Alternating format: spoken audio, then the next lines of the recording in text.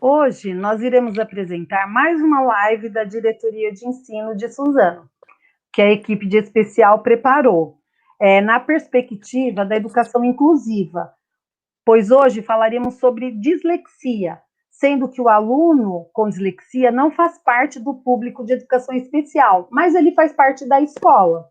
Eu quero agradecer a nossa dirigente regional, Mara Silvia Biotto, por proporcionar as condições para que possamos fazer esse trabalho. As nossas supervisoras, Elizabeth Benatti Ramos, que foi por ela que nós iniciamos essa fase desse trabalho todo que a gente faz de live sobre educação especial, né? Foi iniciativa dela para fazer esse trabalho. A nossa supervisora Reni, que também nos apoia constantemente, e as professoras interlocutoras, Indaiá Janaína Dias Silva e a Norma Lúcia de Mello.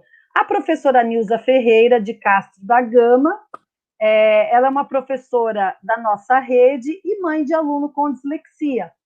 E é claro que eu não poderia deixar de falar da minha parceira Rogata, que sempre me dá o suporte necessário para que tudo isso aconteça também, né, gente? Porque eu estou nova na educação especial, então se eu não tivesse a Rogata ao meu lado, ficaria difícil. Então agora eu vou falar sobre os objetivos da nossa live. Um dos objetivos é definir o conceito de dislexia, os tipos, os níveis, o diagnóstico e a característica dos nossos alunos disléxicos. Orientar os professores sobre o acolhimento e a inclusão do aluno dislexo em sala de aula. Discutir o papel do educador, a metodologia básica e a avaliação. Orientar sobre as possíveis parcerias com a família e o acolhimento profissional. Discutir sobre dificuldades e perspectivas. E para abrilhantar a nossa live, nós temos a honra de estar conosco hoje o professor mestre Mário Ângelo Brádio, que é orientador educacional, psicopedagogo e psicomotrista. O seu currículo é muito extenso, por isso eu farei uma breve apresentação. Senão, né, Rogata, a gente vai passar o tempo da TPC aqui, é tanta experiência que não vai dar tempo da gente fazer a TPC, na verdade, né? A live vai ficar muito curta. O professor ele possui pós-graduação em Psicologia da Criança e do Adolescente pela USP, mestrado em Educação pela Faculdade de Educação da USP também. Ele foi diretor do Colégio Externato Nossa Senhora Menina e implantou o projeto de inclusão de alunos com dislexia desde 1995 no externato. E foi também diretor da ABD, Associação Brasileira de Dislexia. Então, agora, vamos chamar o nosso ilustre convidado, né, o professor Mário. Olá, antes de tudo, eu agradeço o convite que me foi feito pela equipe de Educação Especial da Diretoria Regional de Suzano, para participar desta live sobre dislexia. Cumprimento a todos e a todas vocês, e digo desde já que para mim é um grande prazer falar sobre este assunto.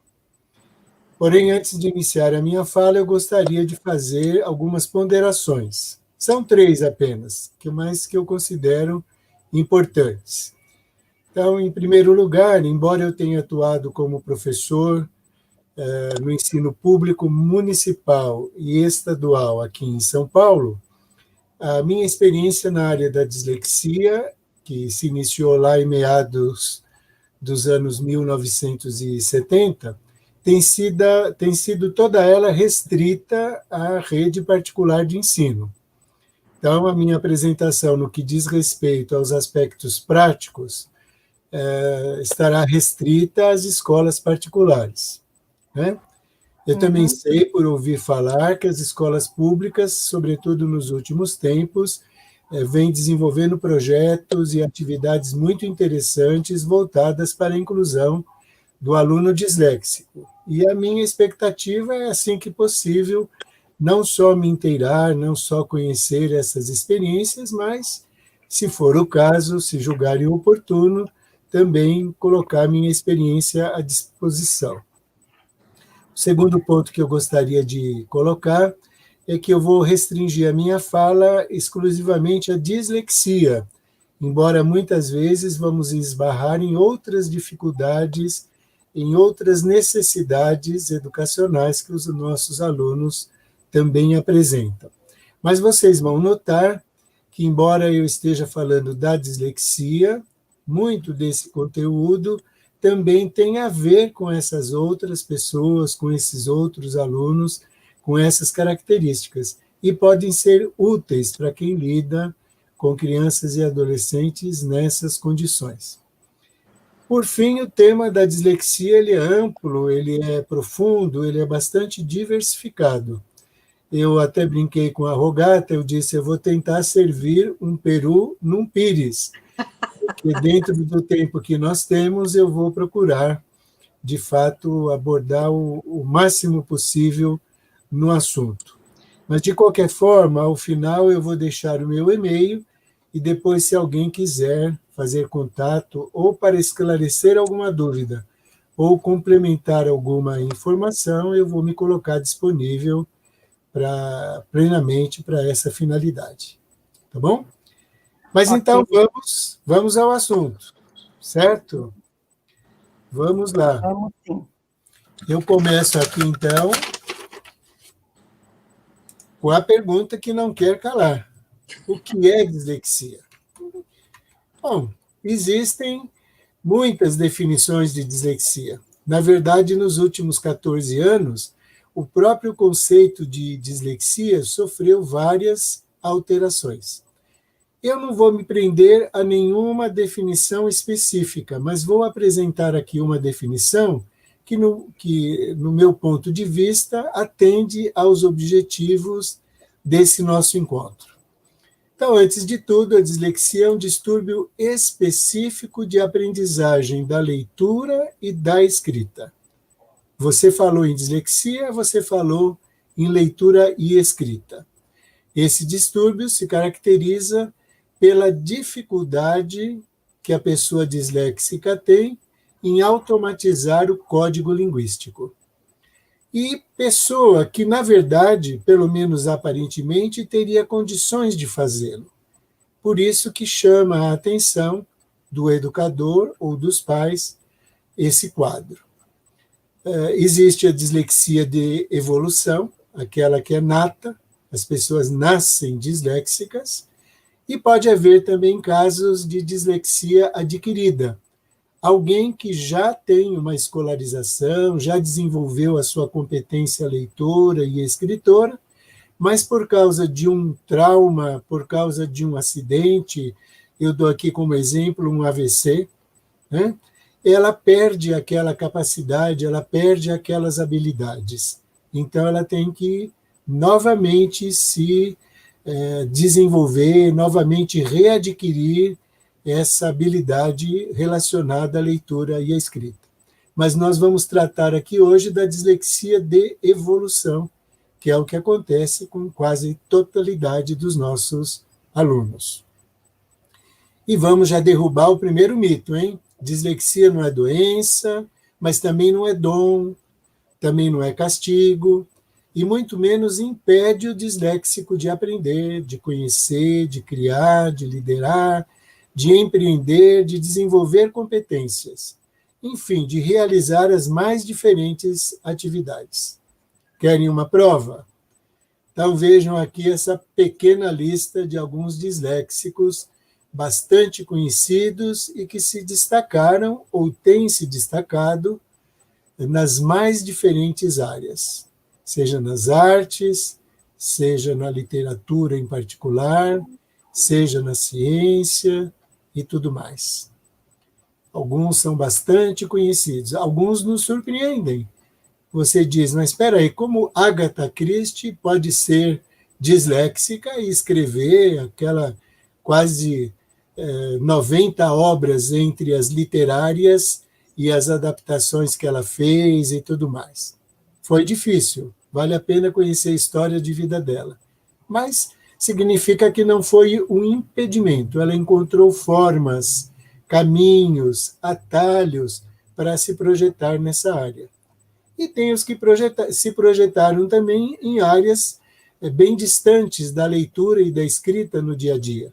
O Walt Disney, por exemplo, foi buscar no desenho a maneira de se comunicar com o mundo, de ler e de escrever sobre o mundo, né?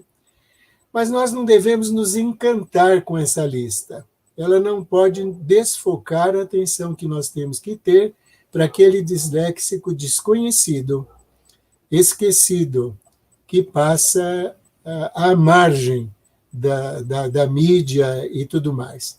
É o ascensorista lá do elevador, é o rapaz que faz o nosso pão, é a pessoa com quem a gente convive no dia a dia no trabalho, é o nosso filho, é o nosso parente, enfim, pessoas que estão aí.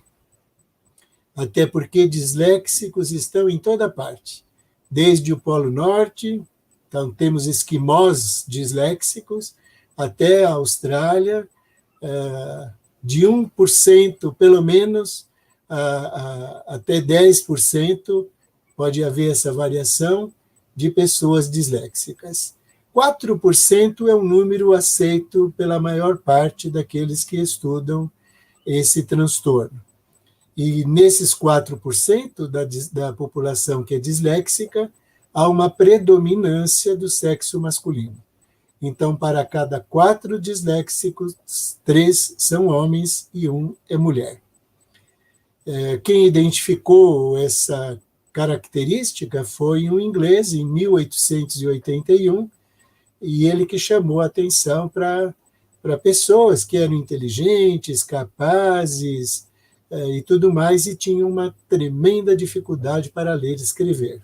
Só em 1887 que surgiu o termo dislexia, por meio de um alemão, que o utilizou na época para se referir à dificuldade que aquelas pessoas tinham com palavras. Vejam, a dislexia é conhecida já há quase 150 anos. Então, não é modismo, não é invenção de ninguém. Ela está aí mesmo. E como é que a gente sabe se alguém tem dislexia? Tem que fazer um exame bastante complexo, que envolve entrevistas com os pais, entrevistas com a pessoa que vai ser avaliada, informações obtidas com a escola onde essa criança ou adolescente estudam, passa por uma avaliação fonoaudiológica, uma avaliação psicológica, para verificar o quadro emocional da pessoa, por uma avaliação psicopedagógica, neurológica, e às vezes até são solicitados outros exames específicos. Porque o diagnóstico da dislexia é por exclusão. É um diagnóstico por exclusão. Você considera uma pessoa disléxica quando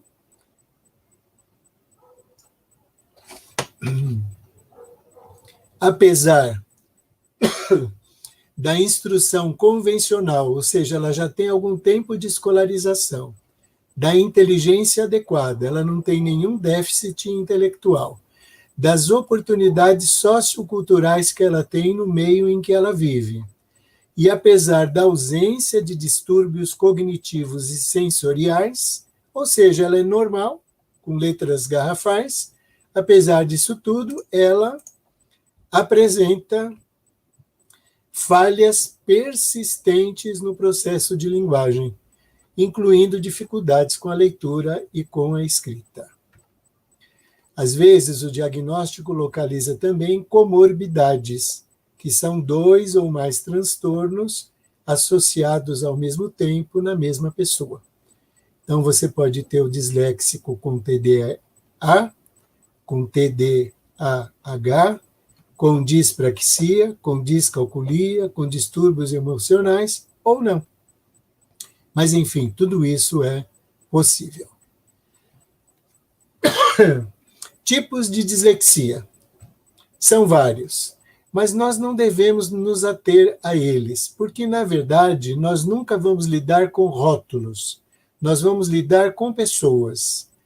O resultado diagnóstico vai nos ajudar a conhecer mais e melhor aquela pessoa com a qual nós estamos lidando, mas não vai servir para rotulá-la.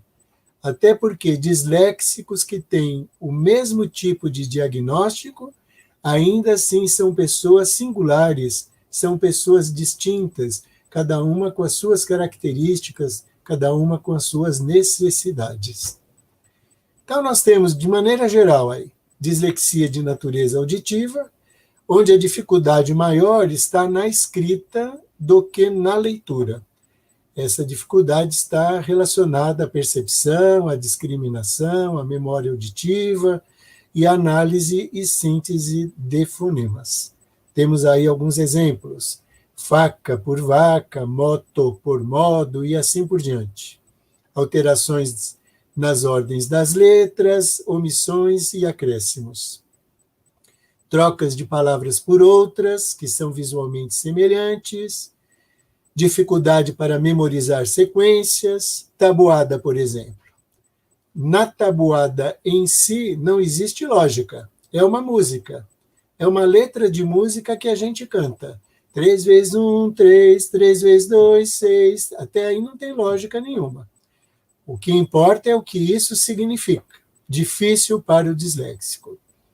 Verso de um poema, um ditado popular, Deus ajuda quem cedo madruga, tão familiar, tão facilmente entendido pela pessoa que não tem essa dificuldade, é difícil para o disléxico. Guardar pequenas regras, por exemplo, o S entre duas vogais tem som de Z, é um mistério. Ou então, oxítonas terminadas em A, E e O levam um acento. Não quer dizer nada. Dislexia de natureza visual. Aí a maior dificuldade é na leitura do que na escrita. Então, leitura silábica, aglutinações e fragmentações de palavras, porque há uma dificuldade na percepção visual, na percepção gestáltica, né, no todo da palavra, no conjunto da palavra, na coordenação visomotora, na análise e síntese dos grafemas.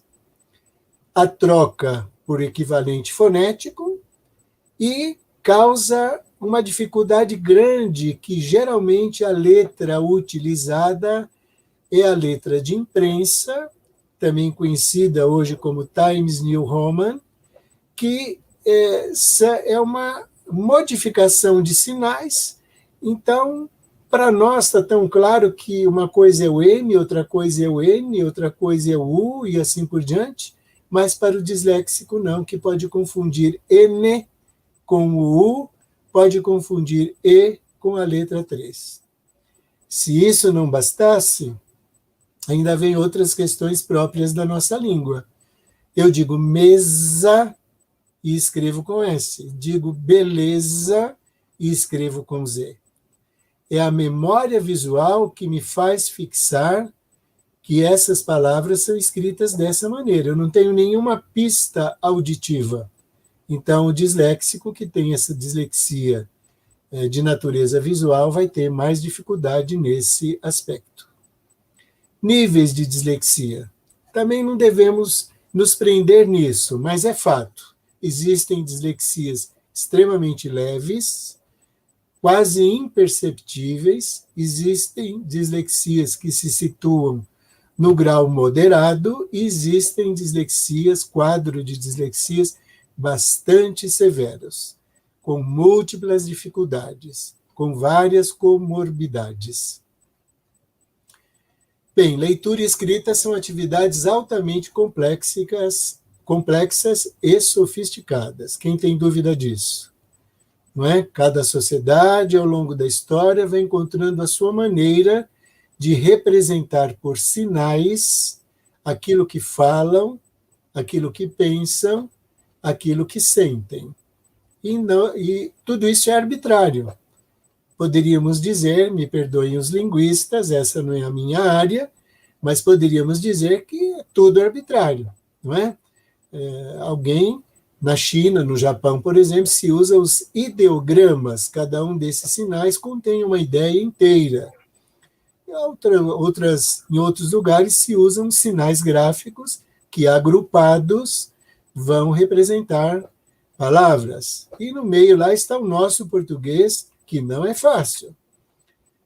De qualquer forma, a linguagem escrita é sempre uma representação simbólica gráfica, seja na pedra, como esse exemplo aqui, sejam os hieróglifos lá nas paredes das pirâmides ou em outro lugar, de significados vocais. E agora vem mais dificuldade pela frente. Essas 5 letras só são diferentes porque uma é apenas um círculo, no olhar do disléxico, e nas outras, como dizia uma criança uma vez para mim, o pauzinho muda de lado. Então, o pauzinho do B está aqui do lado esquerdo. O pauzinho do D está do lado direito. Difícil para o disléxico. E quando vem, então, o M, o U e o N? E quando vem, então, palavras que, quando uma vez escritas, podem trazer confusão na leitura. Quem não tem dislexia não tem dúvida onde está escrito bode, onde está escrito pode, mas o mesmo não acontece com quem tem dislexia.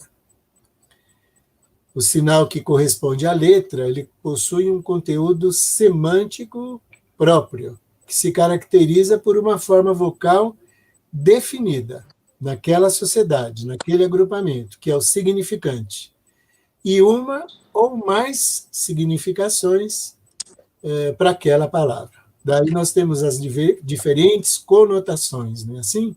Entre o significante e o significado. Agora, para você perceber o conteúdo semântico das palavras, você tem que fazer uma adaptação, você tem que trabalhar isso rapidamente na sua mente.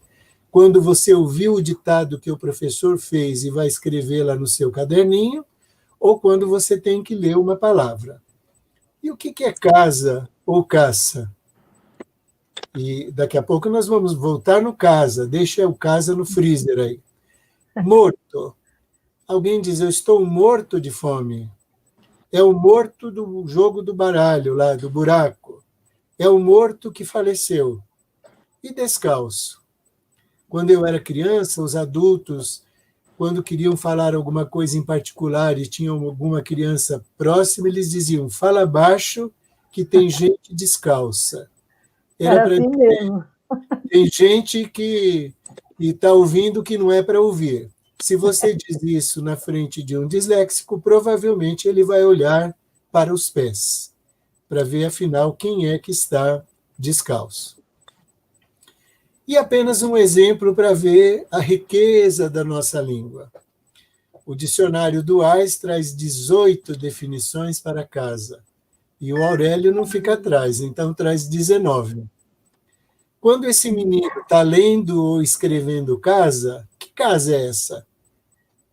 É a casa do botão, é a casa da posta, é a casa edifício, é a casa lar, é a casa do verbo casar, contrair núpcias, é a casa local de trabalho, é a casa conjunto de membros de uma família, casa de Bragança, casa de Orleans, é a casa de visão do tabuleiro de xadrez. Que casa é essa? Então, tudo isso são complicadores, né? Falo casa, escrevo casa. Tem ainda a caça, do verbo caçar, o avião, tipo de avião que é o caça, a caça é um tipo de tecidos, e a caça do verbo caçar, com 2 S. O disléxico, quando lê, ele coloca toda a sua atenção presa na diferenciação das letras. Tem disléxico que diz que as letras dançam, se movimentam na sua frente. A gente acha engraçado, mas tem uma explicação para isso. Então, eles investem muito da sua atenção na diferenciação das letras. Por isso, não sobra atenção disponível para a compreensão do texto. Eu sinto isso quando eu leio uma bula de remédio. Tudo bem, eu li, bacana, aquelas palavras todas, mas o que é que estava escrito ali? Sobretudo quando vem aqueles nomes das drogas que compõem a fórmula daquele remédio. Eu li, mas não quer dizer que eu compreendi. Esse é um exemplo interessante e significativo para dizer o que acontece, se não com todos, mas geralmente com os disléxicos. Características gerais dos disléxicos. atraso no desenvolvimento da fala e da linguagem, dificuldade para manter a atenção concentrada, dificuldade para organizar-se no tempo e no espaço, dificuldade para pronunciar e articular palavras, dificuldade para aprender rimas, regras de jogos, jogos de montar, quebra-cabeças, por exemplo, dificuldade para relacionar-se, porque ele se percebe diferente em algumas situações que os seus coleguinhas vão melhor e ele vai se afastando. Dificuldade para relacionar fonema e grafema, isso vai acompanhá-lo durante muito tempo. E, é claro, desinteresse pela escrita de maneira geral. Né? Seria como alguém ter desinteresse por barata. Eu não posso dizer, fulana tem barata apavora aquela pessoa. Então, a escrita, ter que ler, ter que escrever, ter que mexer com aquilo que eu não compreendo e tenho dificuldade, e vejo meus coleguinhas irem adiante, é claro que não vai me atrair de maneira nenhuma. Professor, posso fazer um pequeno comentário aqui, porque eu acho que está vindo muito ao encontro do que os nossos professores eles sentem em sala de aula. Né? Perfeito. Então, só lembrando, né, que como nós somos da equipe de educação especial, como a Leila bem colocou lá no início, né, o disléxico já fez no passado, né, mas desde 2014, né, que houve alteração do público-alvo de educação especial, ele não faz mais parte desse público. Porém, ele é aluno da escola, né, nós colocamos uma live da equipe de educação especial na perspectiva de uma educação inclusiva. E nós temos muitos alunos, muitos que passam por isso, e eu acredito que muitos professores que vão assistir vão sentir exatamente na pele isso que o senhor está colocando. Então, só realmente fazer esse comentário para atrelar a importância, né, que tem a gente dividir, a gente conversar realmente sobre o que acontece, tá? Mas pode continuar, por favor. Perfeito, obrigado. Bem, na escola, onde está o aluno disléxico? Não está escrito na testa. Não tem sinal, não tem cicatriz, não tem nada que chame atenção. É um aluno como os demais. Mas ele está ali. É aquele que demora na aquisição da leitura e da escrita, tem dificuldade para associar o som ao símbolo, tem lentidão nas tarefas, escrita incorreta, com trocas, omissões, junções, aglutinações, apresenta uma discrepância entre as realizações acadêmicas, as habilidades linguísticas e o potencial cognitivo. Às vezes você, educador, está dando uma aula, está falando um assunto, ele até participa, ele quer vir na lousa, ele quer mostrar no mapa, ele quer te mostrar, ele sabe, e chega na hora da prova, escreve um absurdo. Eu tive um aluno lá nos anos 70, em geografia, que adorava, se interessou pelo assunto vulcões. Era assunto da 5ª série.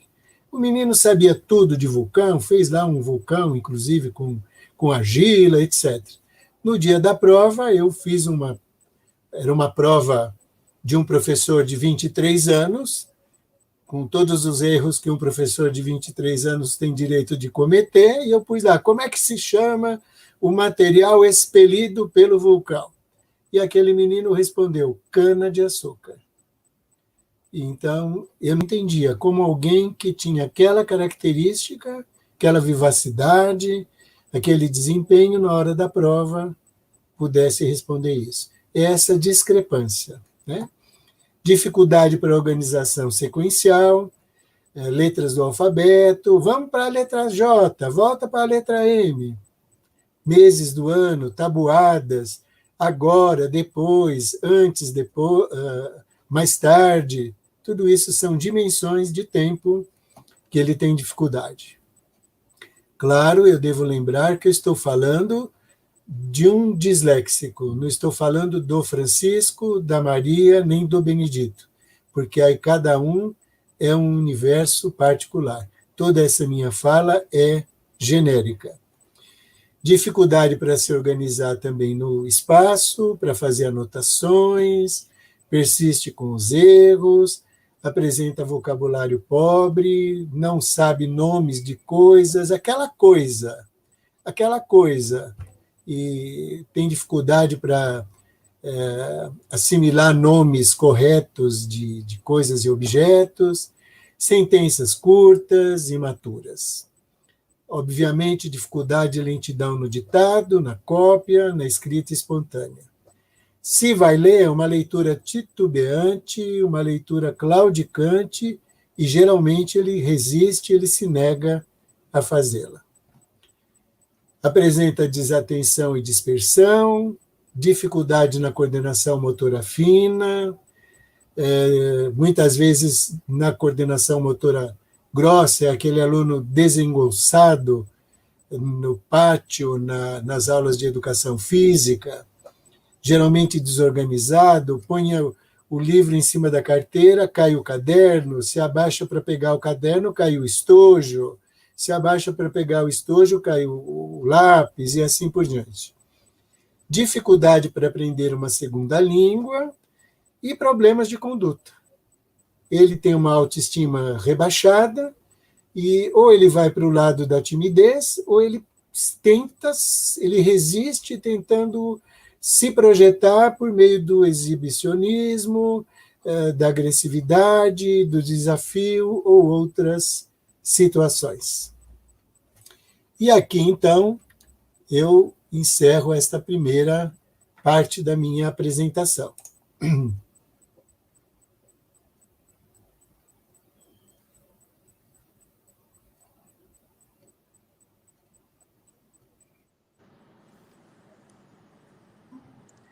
Nossa, professor, quanta coisa, né? Tem mais? E eu sei.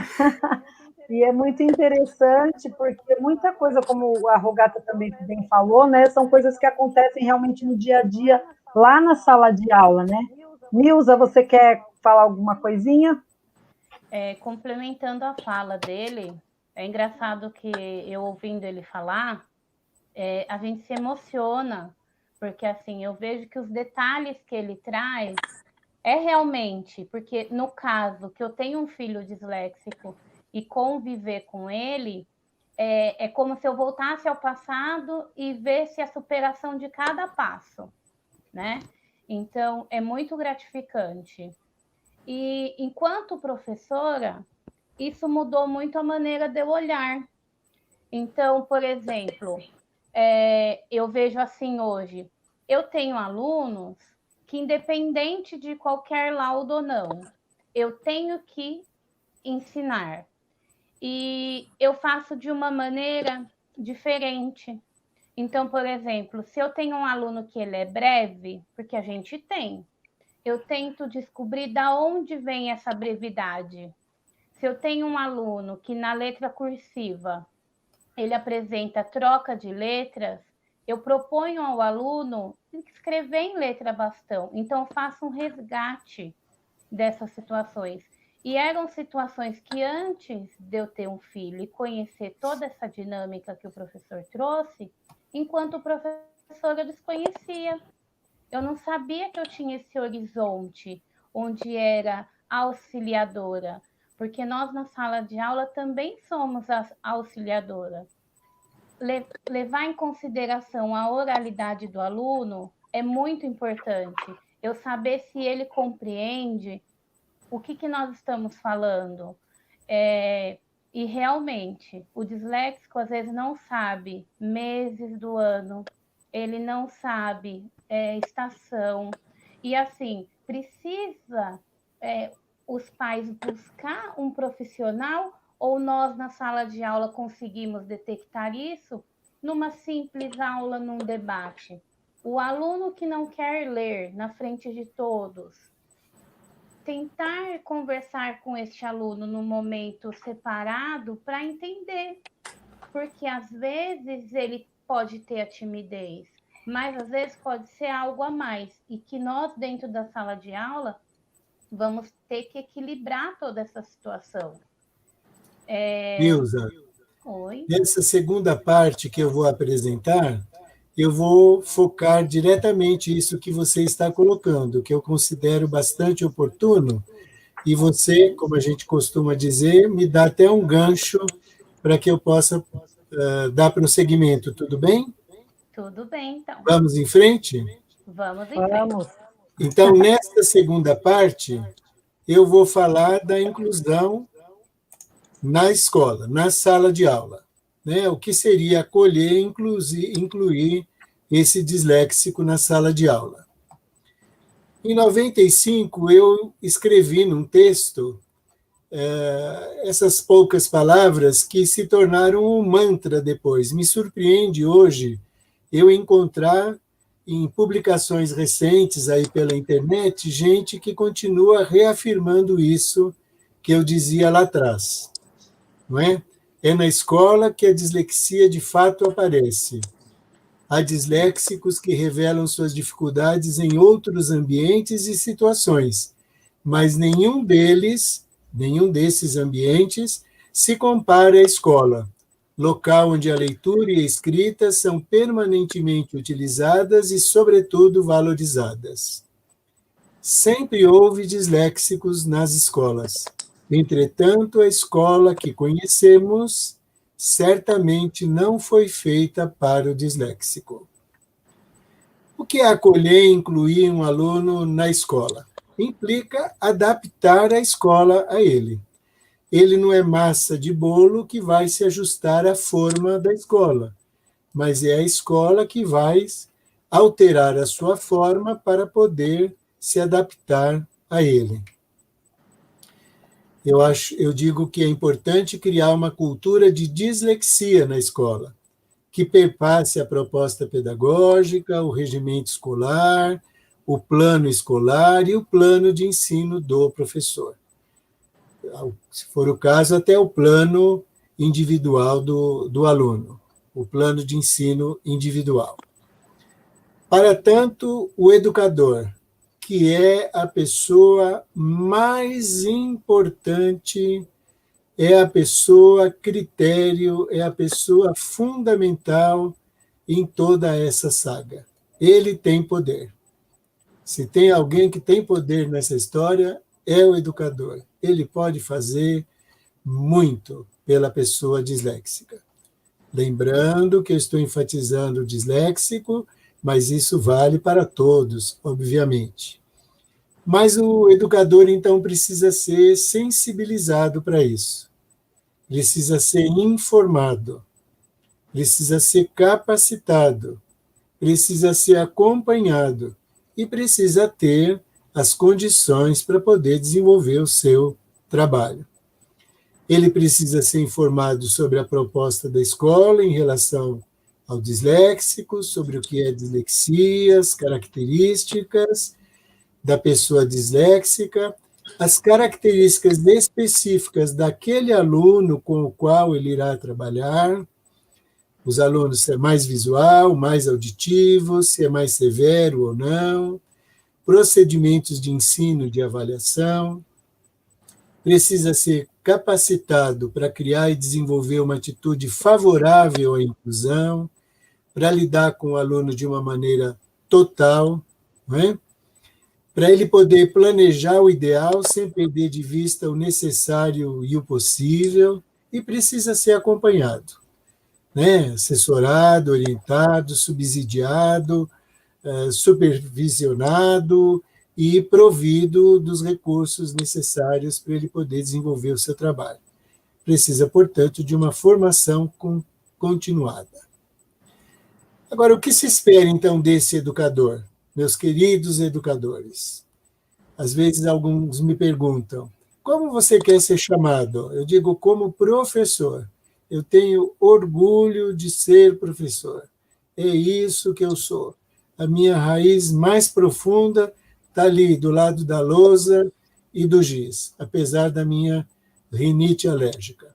Ainda bem que hoje já temos os quadros brancos e o pincel, mas eu ainda gosto do giz.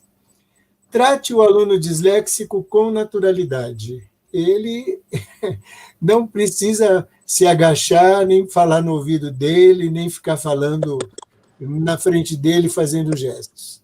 Mas use uma linguagem direta, clara, objetiva quando dialogar com ele. Não subestime a sua inteligência. Lembrem-se daquela lista lá atrás. Traga-o para perto da lousa e junto da mesa do professor. Verifique sempre e discretamente se ele demonstra estar entendendo aquela sua exposição, aquela sua locução, aquela sua orientação. Verifique se as instruções que você deu foram, de fato, compreendidas por ele. Se ele fez as anotações da lousa corretamente antes de apagá-la. Uma sugestão que eu dou é reservar um lado do quadro de giz, da lousa, em que os professores, sobretudo a partir do Fund 2, vão registrando as suas tarefas, que ficam escritas lá até o fim do período, de tal maneira que o disléxico não deixe de ter oportunidade de anotar o que ele vai ter que fazer aí para os próximos dias. Observe se ele está interagindo com os colegas, sugira-lhe ou estimule-o a descobrir atalhos, formas, jeitos de fazer que o auxiliem a lembrar-se de algo ou resolver situações. Não é? Muitas vezes uma dica, eu me lembro de um aluno que me perguntou como escreve ingresso, era um aluno do ensino médio, e eu disse, ingresso para quê? Para ir no jogo. Eu disse, como que você vai no jogo? Eu vou com meu primo, nós vamos sempre os dois. Vocês vão os dois? É ingresso para os dois? Então, ingresso tem 2 S's. A palavra ingresso, vocês vão ao jogo em 2. A palavra ingresso tem 2 S's. Uma dica, não que isso seja o mais importante, escrever corretamente. Claro que não me entendam mal, não quero me fazer mal compreendido, mas eu estou falando do disléxico, não é? Então, alguma dica, alguma pista.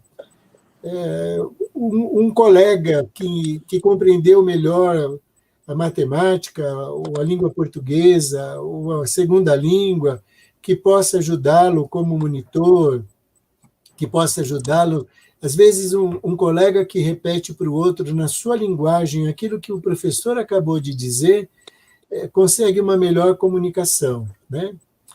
Não coloque esse aluno em situação constrangedora, não peça para ler pela ordem alfabética, porque vai chegar nele, nem pela fileira, porque vai chegar nele.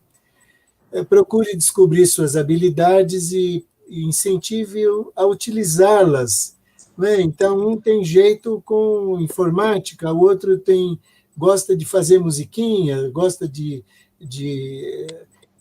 determinado jogo. Veja o que é possível fazer por esse caminho para ser meio, para mediar o ensino, a aprendizagem.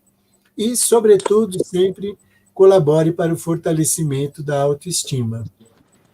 Incentive a sua integração nos grupos e nas instituições, bem como nas atividades desenvolvidas na escola, e ofereça-lhe oportunidades para participar de projetos específicos, que ele possa usar outras formas de expressão e outras linguagens, né? A linguagem do corpo, a linguagem plástica, a linguagem gráfica, que não seja só a escrita, né?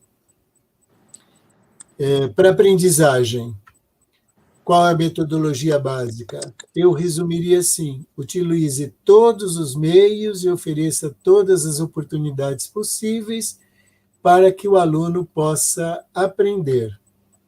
Então, multissensorial, indutiva, porque eles têm mais dificuldade de trabalhar com os métodos dedutivos, eles vão melhor do simples para o complexo, um ensinamento fracionado por partes, e sempre, é claro, a partir daquilo que ele já conhece. E a gente se surpreende quando se dá conta do quanto ele já sabe a respeito daquilo que a gente está ensinando, afora situações de conteúdos específicos das disciplinas. É bom ele saber qual é o objetivo, o que se espera dele naquela atividade, é bom esclarecer que tem caminhos que ele pode fazer, tem fases, dividir as formas e as ocasiões de avaliação, estimulá-lo a fazer resumos, fazer gráficos, fazer esquemas. Alguns disléxicos vão muito bem nisso. Enquanto o outro se dá bem numa página inteira lá de conteúdo, o disléxico vai pelo caminho dos gráficos, dos esquemas.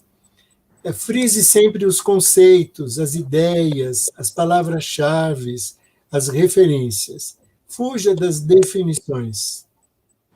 Privilegie a aprendizagem de conceitos. Recorra a exemplos, modelos, analogias. Oriente o disléxico para a preparação de resumos que ele possa usar depois na hora da avaliação. Compartilhe seus esquemas, suas sínteses de conteúdos com ele. Oriente a utilização de instrumentos ou equipamentos que possam favorecer a aprendizagem. Hoje em dia tem o smartphone, ou então tem a calculadora, ou tem o gravador, ou tem a tabuada impressa, ou tem os mapas que ele pode deixar ali do lado na hora de fazer uma prova. Enfim, todos esses meios podem ser úteis no momento da aprendizagem e depois na hora da avaliação, como falarei a seguir, né? Mas permita, incentive, oriente que ele utilize outros meios e outras linguagens. Marque trabalho com antecedência, adapte os trabalhos às características do aluno, oriente esses alunos em dupla ou em grupo e favoreça a realização por outros meios e linguagens. Tenho muitas experiências nesse sentido. Por exemplo, o assunto daqueles alunos do 9º ano era falar sobre as características do bairro. Enquanto alguns fizeram isso por escrito, quem tinha dislexia foi e fotografou com o seu celular moradias, o problema do esgoto, o problema do lixo, o transporte. Eu me lembro do ponto de ônibus cuja cobertura estava danificada, e daí vai. E depois, na sala, ele apresentou aquilo. E com as imagens, ele ia dizendo, os problemas são esses, o saneamento, etc., etc., sem ter escrito uma palavra sobre o assunto. Tem que ler um livro? Então, vamos ver a edição simplificada, ou resumida, ou então em quadrinhos, ou então disponível na internet, ou gravada para ele ouvir, ou por outra linguagem. Não que ele vá deixar de ter acesso àquele autor e àquela obra. Não vamos baratear. Ele não é café com leite. O cardápio da churrascaria está lá inteiro para ele também, mas ele vai comer do jeito que ele quer, que ele pode, no ritmo dele. Avaliação. Utilize todos os meios e ofereça todas as oportunidades possíveis para que o aluno possa demonstrar o que ele aprendeu. Que ela seja frequente, com menos conteúdo de cada vez, realizada em intervalos mais curtos. Considere a participação espontânea do aluno durante a aula. Durante a aula, ele respondeu o que você perguntou, ele foi à lousa, ele fez atividade. Agora, no dia da prova, ele não fez, ele não respondeu, deixou incompleto, mas você é testemunha de que ele sabe mais do que ele colocou naquela folha de papel. Isso não pode ser ignorado. Aproveite, além das provas escritas, com questões objetivas ou dissertativas, que ele possa fazer provas em grupo, que ele possa fazer consulta a qualquer fonte. Consultar um resumo, consultar o celular, não tem problema. A questão é o que ele vai fazer com essas informações. É isso que você vai verificar, se ele está juntando uma coisa com a outra. Se ele não atingir esse objetivo, se ele não demonstrar de fato conhecimento, ele não vai ter nota, não é? Mas pelo menos vai ter as oportunidades. Provas orais, por meio de diálogo, né? Não é um questionário de uma pergunta atrás da outra, é um diálogo, né? A Terra está parada? Não. ela se movimenta, então se movimenta. O que você sabe sobre o movimento da Terra? Ela gira na volta dela mesma, na linguagem do aluno. E só isso? Não, ela também vira em volta do Sol. Tá ótimo. E como que é isso em volta dela mesma? Como é o nome, você sabe? Rotação, mas o que quer dizer? O que quer dizer que ela gira em volta dela mesma? E eu me lembro do aluno se levantando e em pé dando um giro em torno dele próprio. Ora, esse aluno sabe ou não sabe qual é o movimento de rotação da Terra? Como eu posso deixar de considerar isso e dar nota para isso? Só porque ele não respondeu numa prova? Além disso, atividades práticas, tais como trabalhos que podem ser apresentados em diferentes expressões e linguagens, estudo, pesquisa, criatividade, trabalhos individuais, em grupo, dentro ou fora da sala. Sobre as provas escritas, evitar textos longos, dividir os enunciados, deixá-los numa linguagem bem clara, precisa, com palavras que o aluno conhece, mas que digam respeito àquele conceito que está sendo trabalhado. Evitar estímulos visuais estranhos ao tema em questão. Quantas vezes eu não vi aluno respondendo na prova aquilo que tinha a ver com uma figura solta lá no meio da prova, que era ilustrativa e não tinha nada a ver com o assunto. De preferência, usar uma única fonte.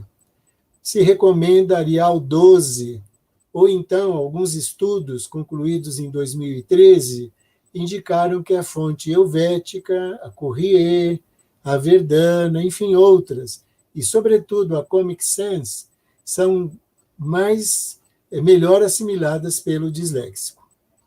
Tratar de um assunto só em cada questão, uma pergunta só de cada vez. 2 perguntas na mesma questão, não dá certo. Observar a direção da escrita. Se continua, você pôs um texto, tem um enunciado e vem uma segunda página, repete o enunciado na página seguinte. Folha limpa, sem rasura, sem defeito. Se for o caso, utilizar símbolos, sinais, esquemas como referência.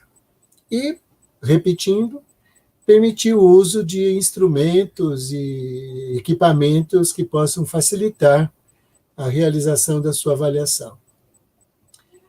Hoje se fala que tem algumas fontes bem apropriadas, mas, em alguns casos, elas são apenas por interesses econômicos. Essa primeira que eu estou mostrando, Alexia Hidable, é de 2004, ela deriva da Comic Sans, e ela é gratuita, está disponível na internet. Essa segunda também. Depois vieram outras que você tem que pagar pelo uso, não é? Mas vejam, elas tendem a reforçar a parte de baixo.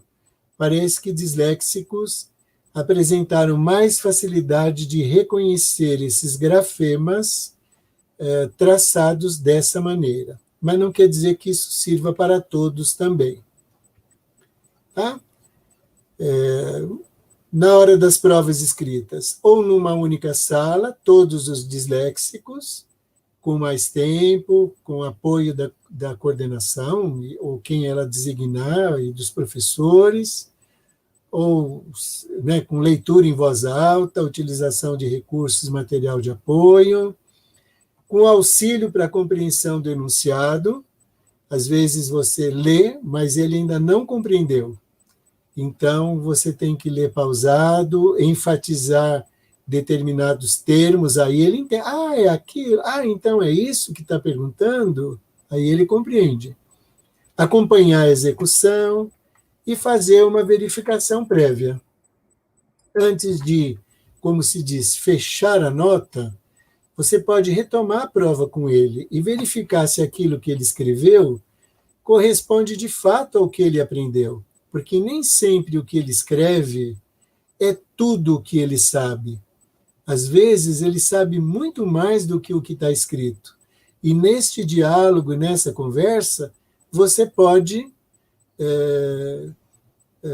saber de fato o que ele sabe, e você pode acrescentar, né? Eu desconheço qualquer orientação específica contrária a isso. O professor pode dizer, em conversa com o aluno, ele acrescentou tal e tal e tal informação. Assina e pronto. Nós não estamos mais na 5692, que você tinha que ter a prova da prova. Nós estamos em outros tempos, né? Avaliação oral, uma conversa com o aluno, pode ser individual ou em dupla, uma dramatização, o aluno pode comentar o que ele sabe a respeito de um ou mais estímulos. Aqui é uma prova de história. O assunto era os indígenas. Não tinha nenhuma pergunta para esse aluno. Ele pôs prova de história, porque os colegas estavam fazendo prova de história. Mas como os indígenas moram, está lá a oca, artefatos que eles fazem, está lá o vaso, o que eles comem, como eles se vestem, que tipo de arma que eles têm. Pronto, está aqui, sem ter escrito nada. Essa é uma prova de história, embora o aluno tenha escrito trabalho de história, já do Fundamental 2. Quando entra o assunto em história, entra o assunto dos feudos, da Idade Média, etc. Então, se o aluno tem que entender que o feudalismo se caracteriza por essa época em que havia os castelos cercados com fosso, os nobres lá, o fidalgo morando lá dentro, e do lado de fora os que prestavam serviços, as terras cultivadas, a presença da igreja, e etc. e tal, enfim, esses conceitos, essas noções, esse aluno fez, porque a pergunta era: o que você sabe sobre o feudalismo? Faz um desenho em que apareça o que você sabe sobre o feudalismo. O aluno fez isso. Aqui é uma outra maneira de avaliar. O professor mostrou essa gravura e disse o que é peixe e o que não é peixe aqui. Nós temos mamíferos e temos os que não são mamíferos. Mostra para mim. Ora, se o aluno sabe identificar, é claro, está dentro daquilo que aprendeu, ele está sendo avaliado. Aqui para mostrar os estratos arbóreos, os estratos de vegetação, o perfil de vegetação no caso da floresta amazônica. Então, mostrando pela gravura o que ele sabe sobre o assunto. Aqui também por uma gravura mostrando o que ele sabe do sistema digestório, né? Que ainda era da época que veio impresso digestivo, mas por onde entra o alimento, o percurso que ele faz, etc. Esse já foi de um outro jeito, olha, foi feito com massinha. O aluno fez o que ele sabia do sistema digestivo, fez um desenho e depois colocou aí com a massa e ainda deu nome a cada um desses órgãos.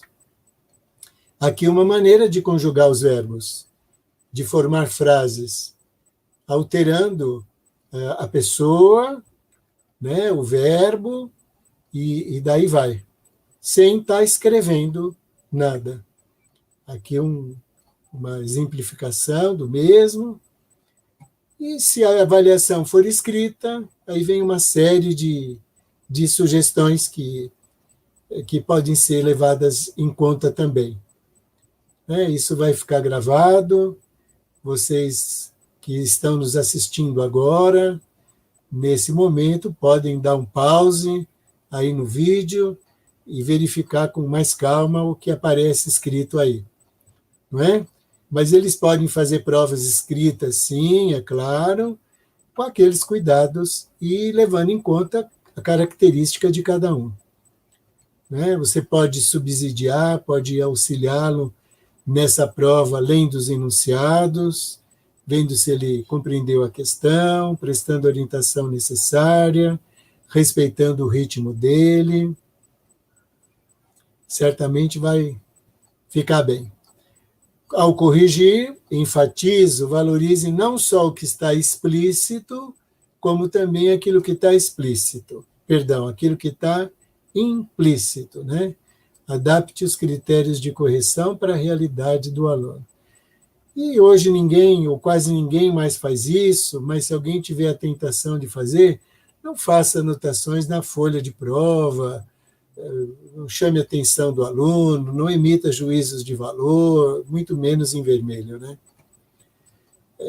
E não, eu insisto, se vocês me permitem, retomem a prova desse aluno, verifiquem oralmente, o que ele quis dizer. Você vai ver que tem mais coisa atrás daquele garrancho, tem mais coisa que ele sabe atrás daquela palavra invertida, daquela sentença incompleta. Vale a pena. Trabalhos, pode muita coisa. Fotos, figuras, colagens, símbolos, imagens. Olha, não há um educador que não tenha usado tantas vezes ao longo da sua vida algumas dessas, ou todas, se não todas essas linguagens, todos esses recursos que podem ser utilizados para ele realizar os trabalhos, sem que tenha que necessariamente escrevê-los, né? E hoje você pode ainda acessar filmes, documentários, reportagens, não é? Pode usar o smartphone, tem o leitor, tem o gravador, tudo isso ajuda muito. Pode coletar e colecionar fotos, imagens, figuras, pode fazer entrevistas, levantamentos de dados, observação de campo, e ajuda muito quando as atividades são integradas e interdisciplinares. E eu termino aqui, então, a segunda parte da minha apresentação, e tem ainda depois mais um finalzinho ali para a gente completar. Nilza, você quer socializar alguma coisa? Tudo que o professor Mário falou, isso é uma mudança mesmo na postura do professor.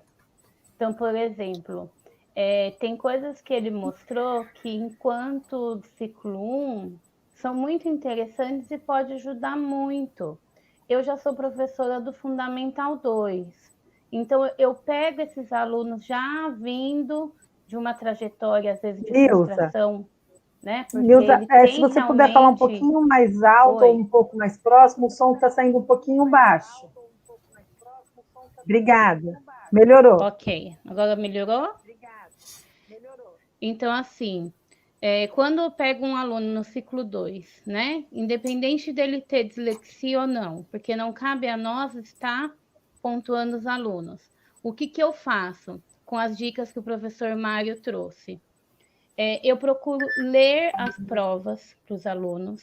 Como assim você lê a prova? Eu leio, eu falo para eles, agora eu preciso de silêncio e preciso que vocês escutem.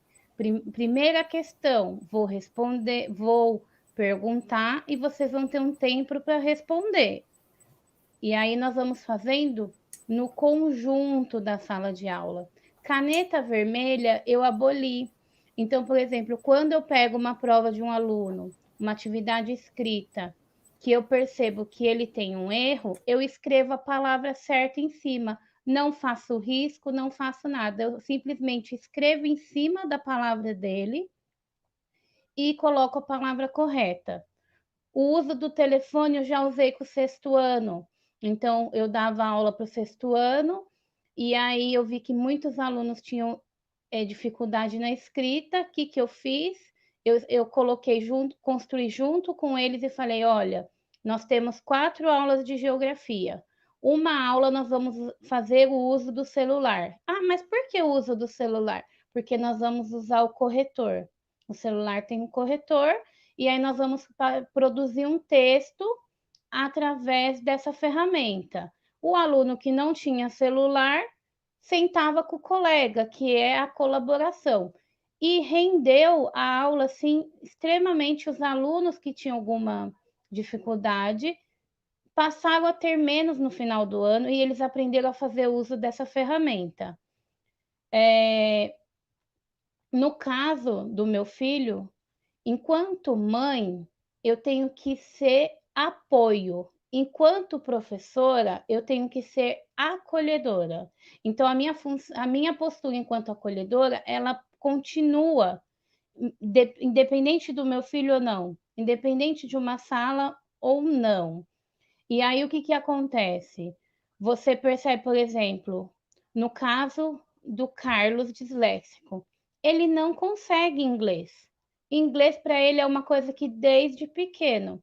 Quantas vezes eu já vi o Carlos no seu momento que ele não está em sala de aula, ele escrever desenvolvimento com F. E aí ele tem que retomar e é com V. Escravo, ele coloca esgravo.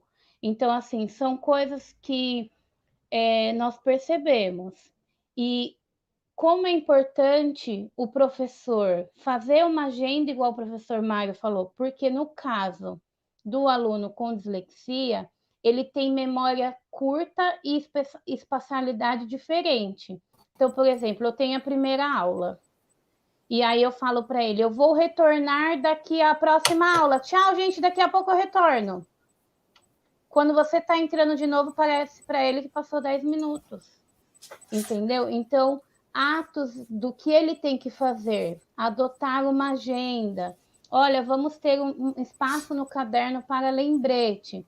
São dinâmicas possíveis, mas, claro, desde que o professor esteja disposto. Trabalhar com as figuras é excelente.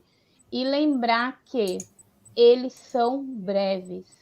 Quando você coloca eles para escrever, eles são muitas vezes breves. Por quê? Porque ele já vem de uma situação de trauma, onde ele já escreve errado, ele pode já, às vezes, ser chacota, ou até mesmo os colegas da sala, porque na escola pública a gente tem essa concominância, que o aluno vem desde o primeiro aninho estudando com a mesma turma. Aí, quando chega lá no fundamental, quantas vezes eu já ouvi? Ah, professor, ele é burro. Então, você quebrar esse estereótipo, romper com essas raízes que tem, às vezes, na sala, é possível. Você fazendo de uma maneira diferente. Você lembrar que pode ser dislexia, mas não pode ser. Enquanto mãe, o que eu vejo com as mães das escolas públicas? O tratamento não é a curto prazo. O tratamento é a longo prazo. E também tem que ter paciência. E a gente sabe que, às vezes, a mãe, que é o prolabore da casa, e que ela tem outras funções dentro de um lar, ela não tem tempo para levar essa criança para passar no fonoaudiólogo, para passar no neuro, para passar no psicólogo, para passar no psicopedagogo. E aí, como é que fica? Aí eu cruzo meus braços enquanto professora e finjo assim, olha, eu não consigo fazer esse aluno aprender. Não, tem as maneiras, tem as funções, você pode fazer debate, você pode fazer atividade em grupo, você pode... Tem vários universos com que as crianças aprendam. Ele pode não ser um disléxico, mas ele vai aprender com o recurso que a dislexia nos traz, né? Crianças que são menores também, elas têm dificuldade de amarrar o sapato, de colocar um botão. E aí, por que não, enquanto professora, ajudar? Eu vou ser aquela professora, não, você já tem idade, por que você está pedindo para mim amarrar seu sapato? Eu, com jeito, vou lá. Olha, vamos hoje ver quais são as maneiras de eu usar um sapato sem amarrar? Porque hoje tem. O meu filho mesmo, ele não amarra o sapato. Ele aprendeu uma maneira que ele deixa o sapato seguro de uma maneira que ele não tem que amarrar. E sempre trabalhar a questão da questão emocional do aluno. O disléxico, ele tem uma tendência já comprovado com algumas pesquisas, que é essa questão que o professor trouxe, dele se sentir triste, dele poder desenvolver uma depressão, ou também a questão da agressividade. Eu lembro que teve uma época que foi assim uma das mais marcantes, o Carlos estava com uns 10, 11 anos, que ele aprendeu que o não sei. Então, tudo que pedia para ele era não sei. Porque quando ele falava não sei, ficava naquilo. Aí eu falei assim, como assim não sei? Não sei. E aí eu tive que ir até a escola e conversar. Mas como ele está falando que ele não sabe, se ele sabe isso? Não, ele falou que não sabe. E aí chegamos lá e falei, bom, nós só vamos sair daqui quando você provar que você sabe, porque eu sei que você sabe. E aí o Carlos pegou e começou a fazer a atividade da professora, porque ele descobriu que ao falar para ela que não sei, ela não cobrava, e ele simplesmente ficava de canto. Então, era assim, ele não era cobrado, e ele se acomodou naquela situação.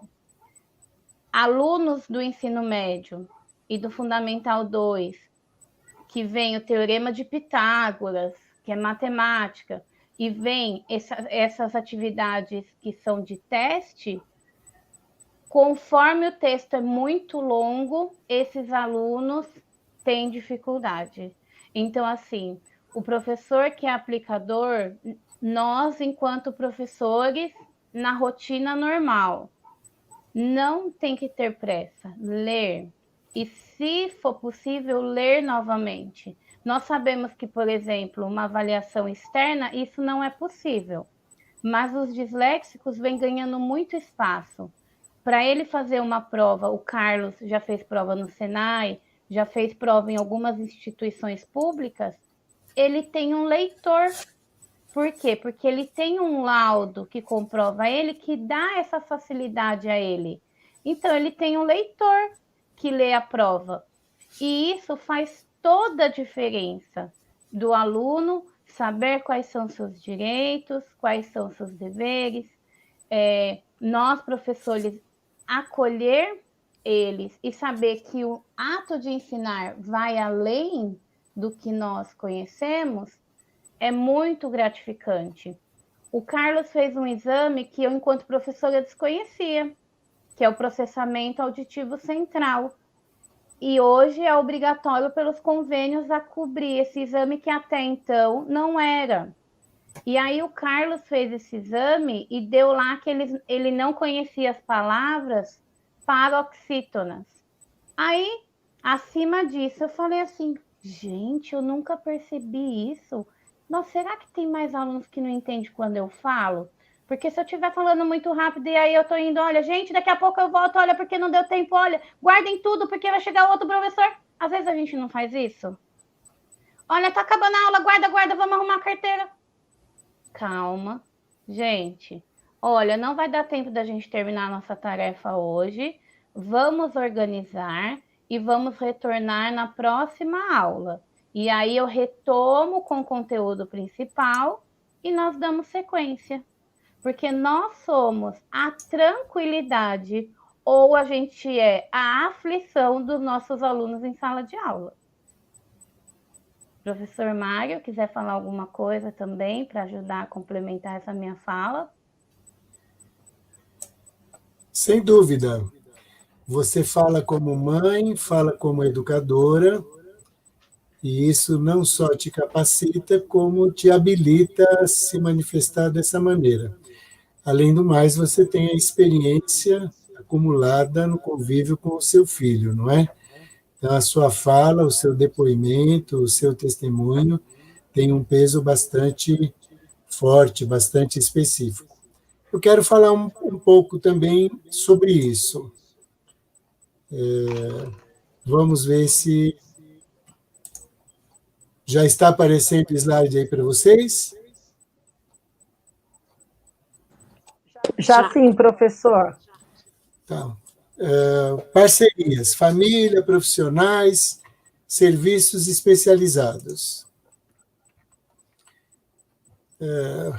Veja, pelo seu testemunho, Nilza, fica claro quanto a família é central nessa questão do disléxico, não é? Família, e uma vez que ele vai para a escola, e quanto menor, mais ainda, elas ocupam um lugar especial na vida da criança, né? Então, essa criança tem que ser querida, reconhecida, apoiada. Isso vai favorecer significativamente o seu desenvolvimento como um todo, o seu desenvolvimento global.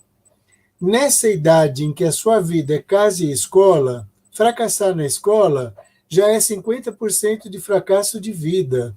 E como a família cobra, é um fracasso que vem como onda para dentro de casa. Então, isso derruba a autoestima, cria sentimentos de menos-valia, de inadequação, de inferioridade, que seguramente vão marcar para o resto da vida. Mas os pais, os educadores, têm o poder de evitar que isso aconteça. Eu tinha usado essa expressão poder lá atrás e vou voltar a ela agora com mais frequência, não é? Apesar de serem distintas e diferentes, né, as responsabilidades e as tarefas de pais e educadores, é perfeitamente possível que eles atuem de maneira integrada. Eu sempre digo, a escola deve ouvir a família e a família deve ouvir a escola.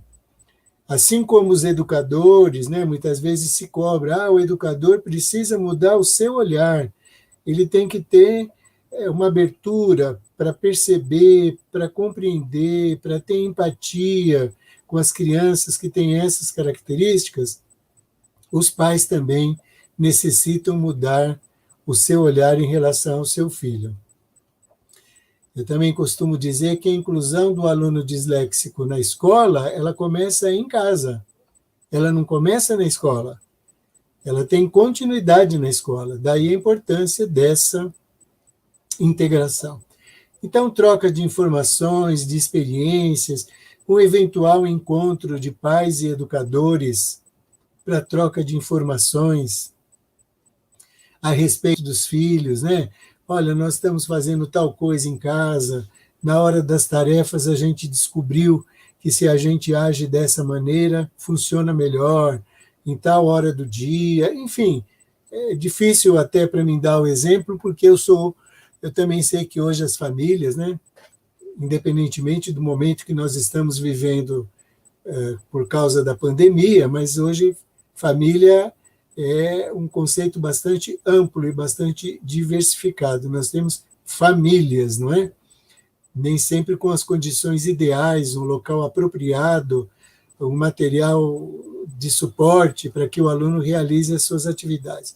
Mas sempre que possível, né, isso ajuda e é necessário. Muitas vezes, o disléxico necessita de apoio e de intervenção de profissionais especializados, dependendo do tipo e do grau da dislexia que ele tem. Não é? Pode ser que só com o acompanhamento de um neurologista resolve, pode ser que ele precise de um acompanhamento psicomotor durante um determinado período e depois não mais, pode ser que ele precise de um psicopedagogo o tempo todo, ou de um pedagogo, ou fonoaudiólogo, ou de um professor especialista, por exemplo, um professor de matemática, que já adquiriu ali um trejeito, uma experiência para lidar com alunos com dislexia, que tem um pezinho na descalculia, então vai lá com o professor de matemática, um psicólogo, ou até outro profissional representado aí pelo sinal de pergunta, de interrogação, para dizer que ele pode não precisar de todos, mas pode precisar de alguns, ou um ou dois desses que estão aí representados. E o profissional, ele vai trabalhar em cima da causa. Eu gosto de dizer, não adianta enxugar o chão vestido adequadamente, com uma vassoura e um rodo e um pano importado, com todo o equipamento necessário, que daqui a pouco o chão está molhado outra vez. A gente precisa ver onde tem torneira aberta e fechar a torneira. Aí o chão fica seco, já não precisa mais ser enxuto. Então, os profissionais tem que haver muito cuidado também quando se procura esses profissionais, tem que ser pessoas que entendam da dislexia, reconheçam-na tenho alguma experiência no trabalho com ela, exatamente para ajudar a fechar essas torneirinhas aí. E a troca de informações entre a escola, o profissional especializado, também é fundamental para o acompanhamento e o desenvolvimento do disléxico. Aquela mesma relação entre família e pais se dá, a mesma importância que aquela relação tem, se dá na relação com o profissional que vem até a escola, orienta, levanta informações do aluno e tudo mais, né? E o educador, que é a nossa figura central. Falei muito do disléxico, mas eu quero falar do educador, que é o poderoso nessa história, não é? Então, como a dislexia ela se mostra mesmo na escola, ela flora, ela aparece, ela desabrocha na escola, o educador tem um papel singular, um papel único em relação ao disléxico. É ele quem percebe os sinais sugestivos de um quadro de dislexia, sobretudo aqueles sinais que possam ter passado desapercebidos na família e em casa, mas vão aparecer na escola. E é ele que vai alertar o seu coordenador pedagógico ou o profissional da escola que está voltado para essa área, enfim, os profissionais que acompanham essa questão, não é? Então, ele pode, se ele está atento como um radar, se ele usa uma lente grande quando observa os seus alunos, se ele vai para os detalhes, né, para as particularidades, ele está numa posição privilegiada para poder observar isso. E ele, melhor do que ninguém, pode fornecer as informações que são necessárias para o processo da avaliação diagnóstica desse aluno. Como ele é na classe, o que ele faz, o que ele não faz, que dificuldade que ele apresenta, etc, etc. Por fim, é ele quem acolhe de fato e por primeiro o aluno na sala de aula. Antes dos colegas, é ele tem que ser o primeiro acolhedor, ele que estende a mão, ainda que não seja no sentido literal, né? Mas é ele que está ali auxiliando, orientando, ajudando. Ele quem cria condições para que o disléxico se enturme, se socialize, coopere e seja aceito pela classe. É ele quem oferece as oportunidades necessárias e favoráveis à aprendizagem do aluno. É ele quem oferece as oportunidades adequadas à avaliação do aluno. É ele quem informa os demais colegas, a coordenação pedagógica e a quem mais couber, sobretudo aos familiares, e quando for o caso, aos profissionais de apoio, a respeito do aluno, que reporta a eles aquelas informações importantes que às vezes fazem a diferença. E é ele que, inclusive, põe em prática as orientações que vêm dos profissionais ali na sala de aula, sempre com o objetivo de ajudar o aluno a se desenvolver mais, se desenvolver melhor. Então, tenho um respeito muito grande pelo educador e convido todo educador a refletir, abrir a sua mente, o seu coração para essa questão. Repito, estou falando do disléxico porque é o assunto, mas que seja para todos os alunos com dificuldade. E por falar em dificuldades, temos as dificuldades próprias dessa questão da dislexia. Não é um mar de rosas. É difícil até para o disléxico. Uma vez um aluno me disse isso, um aluno do 5º ano. Estou aprendendo a ser disléxico, porque ele não sabia que era isso. Até então ele era burro, ele era vagabundo, ele era desinteressado, ele levava uns tapas lá em casa, a família perdia a paciência com ele, ele tinha um monte de nomes, da parte da família e da parte dos colegas, e quem sabe até da parte de algum adulto. Agora alguém disse para ele, olha, peraí, não tem nada de errado com você, você só tem uma dificuldade.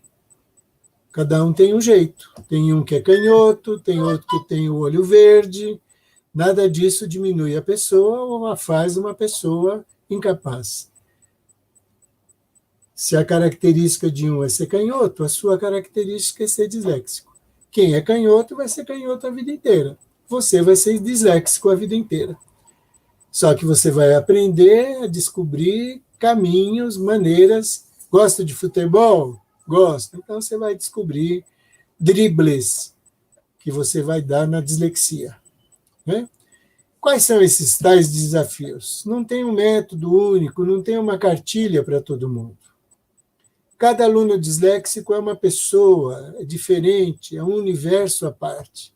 Sem dizer que há várias dislexias, não é? Com vários diagnósticos. A dislexia é uma característica a mais na vida do aluno, seja ele criança ou adolescente. Não é o seu elmo, não é o seu escudo, não é a sua armadura, não é a sua fantasia. É só uma característica a mais, não é o seu rótulo. É apenas uma característica a mais na vida dessa pessoa. Por isso é preciso separar o comportamento das dificuldades. Mas na hora de namorar ele é bom, está atrás das meninas. Na hora de jogar bola ele não tem dislexia. Na hora de brincar ou de fazer tal e tal, no celular ele domina. Claro, é uma criança, é um adolescente, está crescendo, está desenvolvendo, é uma pessoa como os outros. Porém, tem esta dificuldade que, se ele pudesse, seria o primeiro a querer se livrar dela. Uma dificuldade muito importante, resistência dos educadores. Não é? Eu não quero saber disso, agora não faltava mais nada, agora vem mais essa novidade, cada hora é uma coisa, cada hora é um rótulo, não é? Eu acho que é vagabundice mesmo, eu acho que é preguiça, eu acho que é falta de vontade. Muitas vezes, esse é o pensamento que se tem dos disléxicos. Às vezes, os docentes têm dificuldade com as normas burocráticas. Mas como que eu vou fazer isso? Será que a legislação permite? O que a direção vai dizer? O que a coordenação vai dizer? Como que eu vou registrar isso? Como que eu vou pôr no diário de classe? Como que eu vou apresentar a prova? Ele não escreveu isso. Como que eu posso dizer que ele foi bem ou não? Eu dou aula de inglês agora no 6º. Como que eu passo esse aluno? Chega no 7º, o professor vai dizer que eu não ensinei. Como que eu passei um aluno que não sabia? E só para dramatizar isso, só para representar algumas situações, e todos nós sabemos que é muito mais do que isto, né?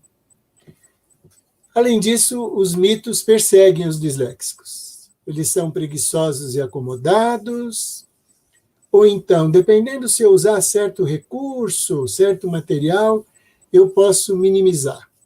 Tem gente que gosta disso, tem empresa que gosta disso, quer produzir material. Uma ocasião, na Suécia, falavam de um óculos para disléxico. Foi uma febre, que não quer dizer nada. Depois surgiu caneta, vejam vocês, para disléxico, que não quer dizer nada. Como eu dizia há pouco, vão se reproduzindo as fontes de computador, que elas, por si mesmas, podem, em alguma situação, sob determinadas circunstâncias, favorecer alguma coisa, mas não são solução.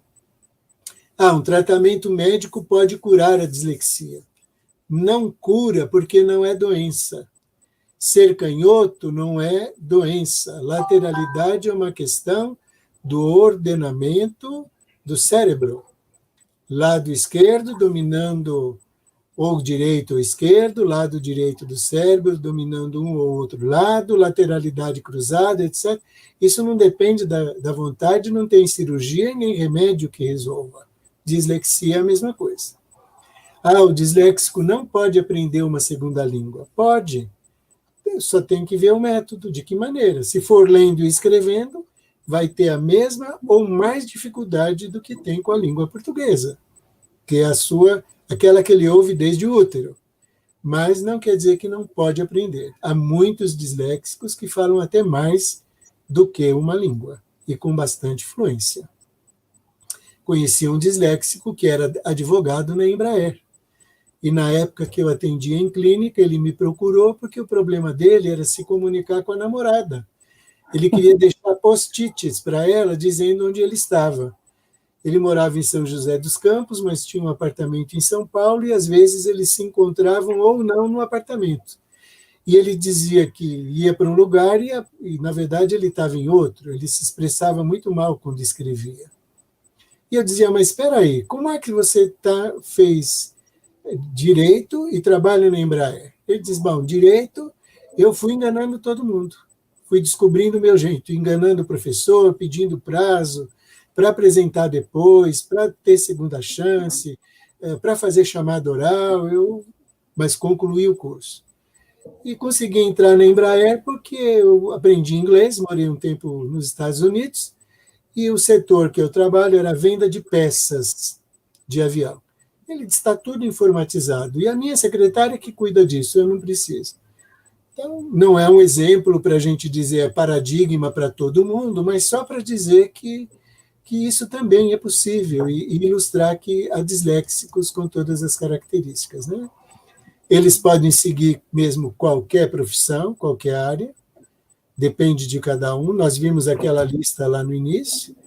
Todo disléxico tem disgrafia. Não é verdade. Alguns têm letras absolutamente legíveis, até desenhadas, embora com as incorreções desortográficas, né? E dislexia não tem cura, uma ênfase no tratamento médico, porque não tem remédio, não é doença, e dislexia não é uma coisa negativa. Não precisamos chegar ao extremo de uma época nos Estados Unidos, principalmente em Nova York, os disléxicos usavam bottoms na roupa, dizendo eu sou disléxico, porque era uma época em que a NASA chegou a dar preferência a disléxicos para trabalharem em determinados departamentos, porque o que elas queriam eram pessoas com aquelas altas habilidades, né? Independentemente se tinha um quadro de dislexia ou não. Então, a pessoa usava bottom. A gente não precisa sair na rua dizendo eu sou disléxico, mas também não precisa se esconder, não é coisa negativa. Os maiores desafios: oferecer possibilidade de avaliação diagnóstica a todos os alunos da rede pública que apresentem características que sugiram eventual quadro de dislexia. Tem leis caminhando para isso, projetos de lei, melhor dizendo. Capacitar, acompanhar, subsidiar os educadores e oferecer-lhes e aos alunos recursos e condições para poderem realizar o seu trabalho, é outro desafio, e oferecer possibilidade de acompanhamento profissional especializado aos alunos disléxicos. Perspectivas, para ir encerrando, são boas e estimulantes. Isso é bom. Cada vez mais pessoas estão informadas a respeito desse assunto. Cresce o número de profissionais que se especializam nessa área. Desmistifica-se a dislexia e depura-se o significado da palavra, diminuindo a sua conotação negativa. Cada vez mais educadores aprimoram seu conceito de dislexia e mudam de atitude em relação ao disléxico. Essa é a chave de ouro. Atitude, o olhar. Essa ferramenta, esse poder, o educador tem. Ele pode fazer a diferença, mais do que ninguém. E é nisso que a gente confia. A legislação vai se aperfeiçoando, atendendo novas demandas decorrentes e certas barreiras até então existentes, né, tanto na escola como no mundo no trabalho, ainda que devagar, mas progressivamente elas vão sendo derrubadas. Cada vez mais cedo, crianças e adolescentes estão sendo diagnosticados, significando cada vez menos histórias de graves e profundos sofrimentos, histórias de baixa estima, de bullying e de exclusão. Eu termino aqui essa minha fala sugerindo 2 filmes, talvez vocês conheçam um deles, como Estrelas na Terra, já é bem conhecido hoje, talvez nem tanto Sino de Enya, mas são 2 filmes que vocês podem... Eu sei que o Como Estrelas na Terra está disponível aí na Netflix, o Sino de Enya talvez só na internet ou em alguma outra plataforma, mas vale a pena para nós, educadores, assistirmos esse filme. Esses filmes, ou algum deles. E eu volto aqui, então, para a nossa tela. Já estamos aqui na tela, já, né? Já sim, professor.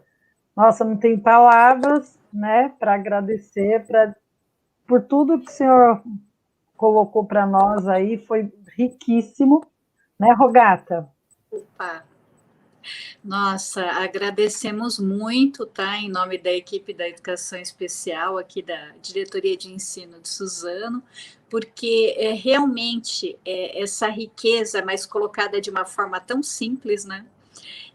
Que é possível de ser entendida, de ser praticada, né? Então, o professor que realmente quiser mudar de atitude, ele de posse desse conhecimento, dessa riqueza extrema, ele vai falar, puxa, mas que legal essa dica, que simples, isso eu consigo fazer, né? Dessa forma eu consigo adaptar. Então, é aquela conversa que nós tivemos aquele dia, né, professor? Realmente atitudinal, né? Essa mudança, esse olhar, né, Leila? Que a gente conversou, é a mudança e o redirecionamento do olhar. Professor, realmente esse filme Como Estrelas na Terra, né? Assim são todas crianças especiais, é um filme, ele é muito tocante mesmo, né?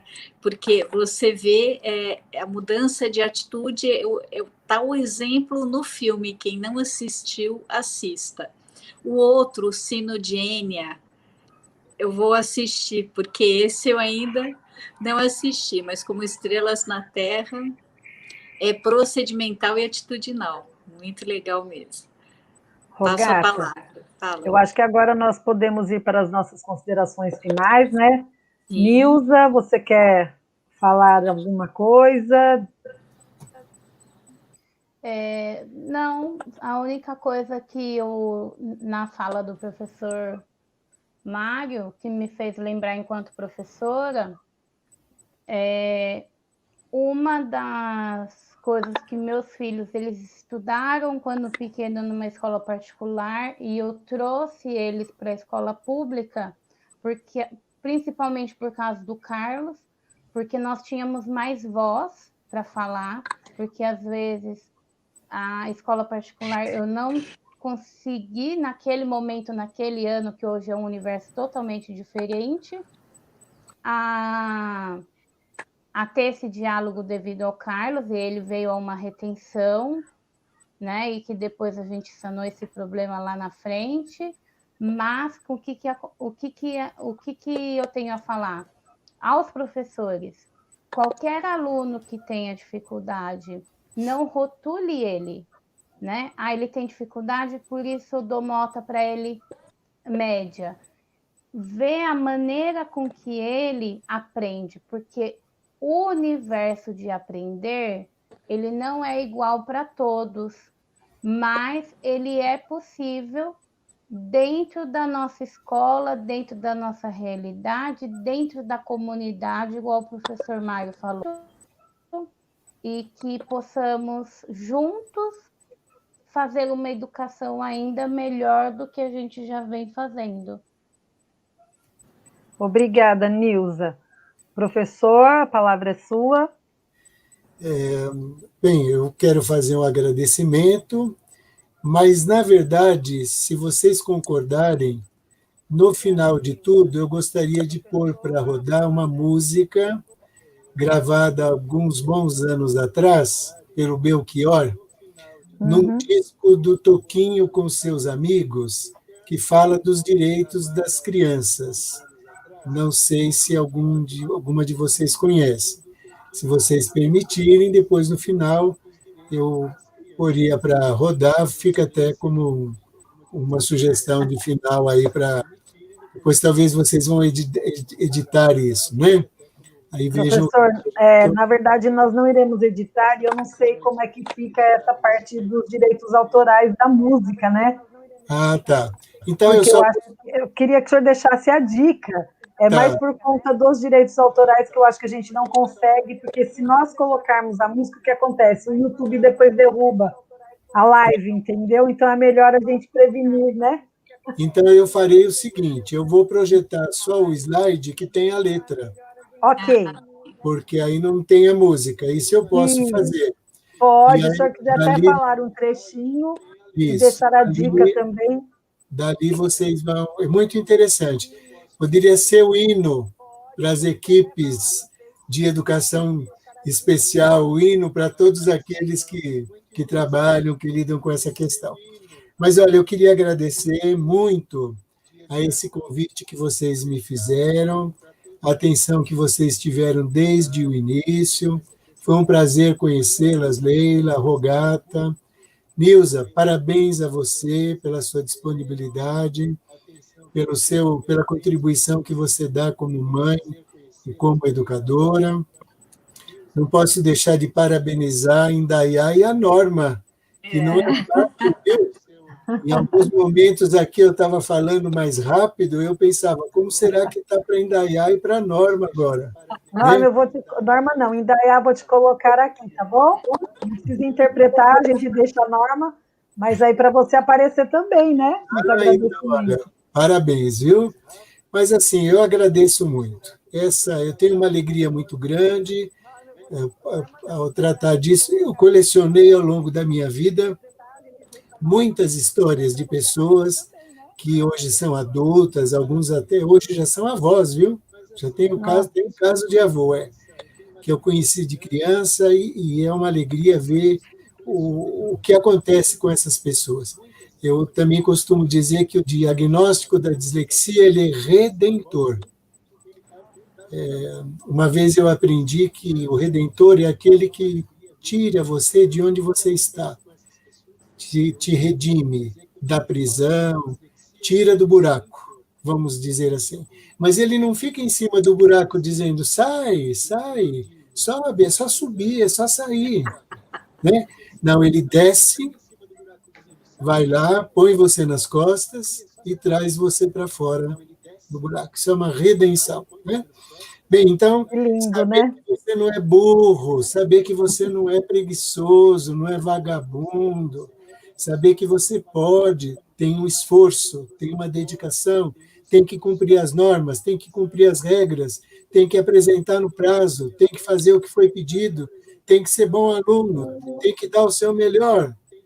Mas você. Isso é muito bom. Então, muito obrigado. Muito obrigado por tudo, fico muito feliz com essa participação. Professor, nós aqui agradecemos, eu espero que essa seja a primeira, né, de muitas outras, e nós queremos realmente firmar uma parceria com o senhor, se, né, for possível, né, Rogata?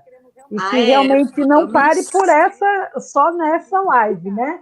Que nós possamos fazer outros trabalhos juntos, tá bom, professor? Está bem. Muito obrigada. Então, nós vamos encerrando por aqui hoje, né? E eu vou projetar então, agora aquela imagem. Vamos lá. Pode colocar que eu já projeto aqui, professor. Um abraço a todos, um abraço a vocês que estão nos assistindo agora. Muita saúde e muita paz. Obrigada. Obrigada. Então, essa letra errar é humano. Não é vergonha, não. Você não ser o melhor da escola, o bom de skate, o bom de bola ou de natação. Não é vergonha, não. Aprender a andar de bicicleta se escorando em outra mão. Não é vergonha, não. Você não saber a tabuada, pegar uma onda, contar piada, rodar peão. Não é vergonha, não. Precisar de alguém que ajude a fazer sua lição. E daí vai. Professor, muito obrigada mais uma vez. E eu vou encerrar com essa tela mesmo, né? Que é muito linda essa letra. Eu vou procurar no YouTube e vou ouvir, ok? Até Ok. mais, gente. Um Obrigada. abraço a todos. Um abraço. Meninas, palmas para vocês. Obrigada.